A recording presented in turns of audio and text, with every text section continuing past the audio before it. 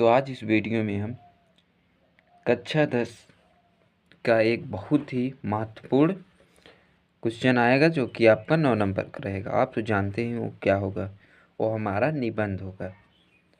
तो निबंध में आपको 9 नंबर कैसे लाना है और आपको एक भी नंबर नहीं कटेगा, और कैसे आप लिखेंगे याद करने का ज़रूरत नहीं दोस्तों, केवल आप समझ के आपको पूरा आसानी से याद हो जाएगा। इस वीडियो में हम 5 टॉपिक पे बात करेंगे कौन कौन से आ सकते हैं पेपर में। तो पहला हमारा है जीवन में अनुशासन का महत्व। वेरी वेरी इम्पॉर्टेंट है। तो देखिए, विद्यार्थी जीवन अनुशासन कितने प्रकार के इससे प्रश्न बन सकते हैं। मानव जीवन में अनुशासन का महत्व, विद्यार्थी और अनुशासन। उसके बाद हमारा देखिए, एक आप बेटी बचाओ बेटी पढ़ाओ भी आप जरूर याद कर लीजिएगा। उसके बाद विद्यालय में अनुशासन का महत्व, छात्र जीवन में अनुशासन का महत्व, अनुशासन का महत्व।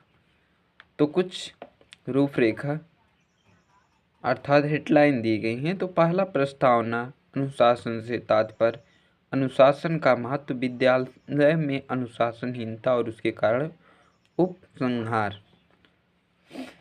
तो प्रस्तावना में आप यही लिखेंगे कि कैसे हमें अनुशासन में रहना चाहिए और कैसे इसका पालन करना चाहिए।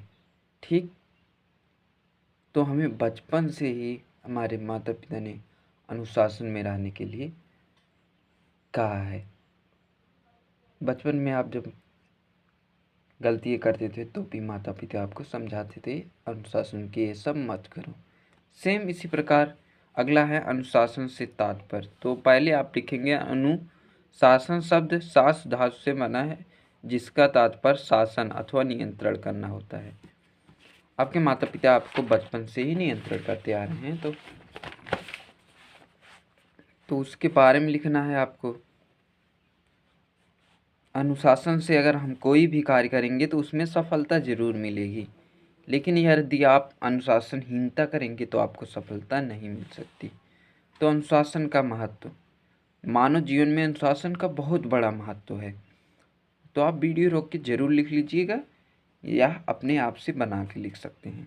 तो केवल आपको हेडिंग जानना मालूम है रहना आवश्यक है। उसके बाद अनुशासन, विद्यालय में अनुशासनहीनता और उसके कारण, छात्र अनुशासनहीनता बनने, आज का अनुशासनहीन समाज वातावरण भी कम उत्तरदायी। आज देश के 95% बच्चे ऐसे समाज में पल रहे हैं जहाँ चोरी बाजारी, भ्रष्टाचार आदि अनेक कुरीतियों का कोड जमा है। बच्चों पर प्रत्यक्ष परोक्ष रूप से इसका प्रभाव पड़ता है। यार राजनीतिक गुटबंदी सिखाता है, सिनेमा में अश्लील गाने गाते हैं, फैंस फरास्ती में अपने सारे समय बिताते हैं, पढ़ाई लिखाई कोई भला इसी पे ध्यान किस प्रकार देगा। तो आज के युवा देख लीजिए कितना ज़्यादा अनुशासनहीनता, 95%। तो 95 में हम और आप भी आ सकते हैं। उपसंहार अथवा विद्यालय में व्याप्त इस घोर अनुशासन के निराकरण के उपाय सोचना चाहिए। छात्र अनुशासन दूर करने के लिए सभी अभावों से दूर रहे, भावी जीवन के प्रति आश्वस्त रहे, छात्र संघों के प्रति उद्देश्य को समझे। दोस्तों ये भी मोस्ट इम्पॉर्टेंट है। बेरोजगारी की समस्या, ये भी वेरी वेरी इंपॉर्टेंट मान चलिए। तो देखिए, एक अभिशाप है बढ़ती बेरोजगारी के कारण निवारण, बेरोजगारी की समस्या एवं समाधान, शिक्षित बेरोजगारी की समस्या, सबका एक ही रहेगा। तो इसमें बेरोजगारी के कारण, बेरोजगारी का समस्या का समाधान और उपचार और प्रस्तावना। प्रस्तावना में देखिए, कहावत है कि एक बेकार आदमी का दिमाग शैतान का घर होता है। वह हमेशा इससे तात्पर्य है यदि किसी के पास कोई काम नहीं रहेगा, वह खाली बैठा है, अनेक तरह की समाज विरोध की बात सोचा करते रहे। मतलब अगर आप खाली बैठे तो आपके अंदर गलत विचार आएंगे। उसके बाद देखिए, उसके बाद हमारा है आएंगे बेरोजगारी के कारण। तो बेरोजगारी के कारण है हमारे देश बेरोजगार की दृष्टि डाले तो उनमें से 2 तरह के लोग मिलेंगे। एक ग्रामीण क्षेत्र में लाखों युवक मिले जो पढ़े लिखे का अवसर मिला ही नहीं, उनके घर ना कोई काम है और ना बाहर जाते हैं, थोड़ी समय में इधर उधर का चक्कर लगाकर लौट आते हैं। इनमें शराबखोरी, जुआखोरी, भ्रष्टाचार अनेक अनुच्छेद पैदा होते हैं। ये अशिक्षित युवा समाज पर न केवल बोझ हैं इसके लिए गंभीर खतरा कारण बन सकते हैं। देखिए अशिक्षित होना कितना ज़्यादा दुख की बात है। ये बोझ हैं देश के लिए युवा समाज। दूसरे वर्ग में सहारा कराने वाले युवा आते हैं जो शिक्षित तो हैं पर उनकी इच्छा अनुसार कोई धंधा या व्यवसाय उपलब्ध नहीं है। ये बेकार ग्रामीणों से भी अधिक खतरनाक है। देखिए नगर शहरों में जितना समाज विरुद्ध गणना होती है उससे अधिकांश ऐसे युवाओं का हाथ में होते हैं। देखिए जो पढ़े लिखे हैं वो तो कम, पढ़े लिखे नहीं हो तो कम है, लेकिन जो शहर में रहते पढ़े लिखे हो तो ग्रामीणों से भी अधिक खतरनाक है। कहीं भी समाज विरोध घटना होती है उनमें अधिकांश युवाओं का हाथ होता है। तो देखिए अशिक्षित छोड़ दे तो शिक्षा भी ऐसे मिले जिनकी सीधे inter high school BA MA की उपलब्ध की है किसी की तरह व्यावसायिक प्रावधान।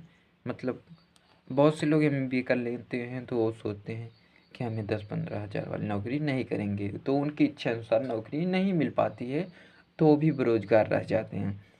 तो आप जौन जिस भी नौकरी मिली उसे आप करिए। अगर आपकी सामर्थ्य है तो आप अच्छा कोई अच्छी जॉब के लिए अप्लाई कीजिए, अच्छी तैयारी कीजिए। तो हमारा बेरोजगारी की समस्या का समाधान, तो इसके लिए ऐसा नहीं है कि सरकार का ध्यान देश की व्याप्त बेरोजगारी समस्या पर नहीं है। हर पंचवर्षीय योजना में युवाओं के लिए नए नए उद्यम सृजन योजना बनती है और कार्यरत होती है, पर इनका अवसर नित्य के कारण शून्य हो जाती है। मेन कारण बेरोजगारी की समस्या का समाधान एक ही प्रकार हो जाएगा क्योंकि यहाँ पे जनसंख्या बहुत ज़्यादा है। जनसंख्या की वजह से सभी लोगों का और नहीं हो पाता है। अब उपसंहार में क्या लिखेंगे इस सब को मिलाकर, जब हम देश अंग्रेजी शासन की दास्ता से मुक्त हुए उस समय जनसंख्या 40 करोड़ थी, से भी कम थी। देखिए वर्तमान में बढ़कर 1 अरब पहुंच गई है। अभी कितने साल हुए हैं कि 1947 में आज़ाद हुआ था हमारा, 47 350 47 350 हो गया, 50 100 चलिए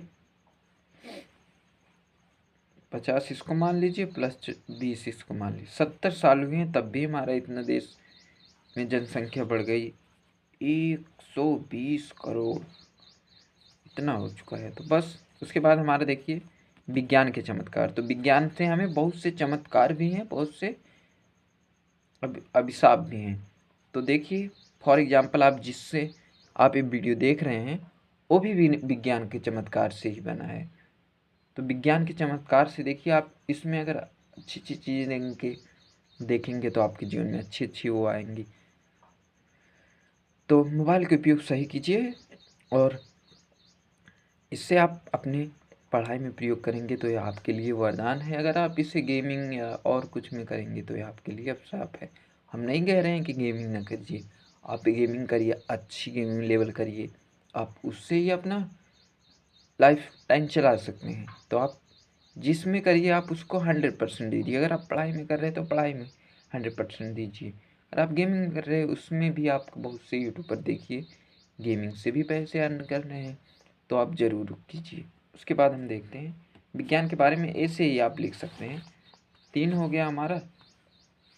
उसके बाद मेरी प्रिय पुस्तक में आप किसी भी लिख सकते हैं, रामचरितमानस, गीता, कोई भी लिख सकते हैं। एक चौथा और एक लास्ट हमारा है वो है ये हमारा राष्ट्र प्रेम, स्वदेश प्रेम या देशभक्ति। तो प्यारे देशवासियों, तो इससे आप क्यों नहीं लिख सकते हैं। तो इसमें देखिए प्रस्तावना, हमारा देश अपने बारे में लिख देंगे, हमारी धरती माता, जन्म गर्म या स्वर्ग, सब के बारे में लिख सकते हैं। उसके बाद स्वदेश प्रेम का तात्पर्य और उसकी उपयोगिता, तो इसके बारे में भी आप लिख सकते हैं। स्वदेश प्रेम पर वास्तविक स्वरूप उपसंहार, तो आप इसके बारे में लिख सकते हैं। तो बस दोस्तों जितना टॉपिक बताया गया आप इन 5 को तैयार कर लीजिए, आपको 9 नंबर 100% आएंगे। तो अगर आप चैनल पर नए हैं तो दोस्तों आप चैनल को सब्सक्राइब जरूर कीजिए और ये वीडियो अपने दोस्त के साथ कीजिए। अगर वीडियो अच्छी लगी हो तो लाइक ज़रूर कीजिए। मिलते हैं एक नए टॉपिक के साथ, तब तक के लिए जय हिंद।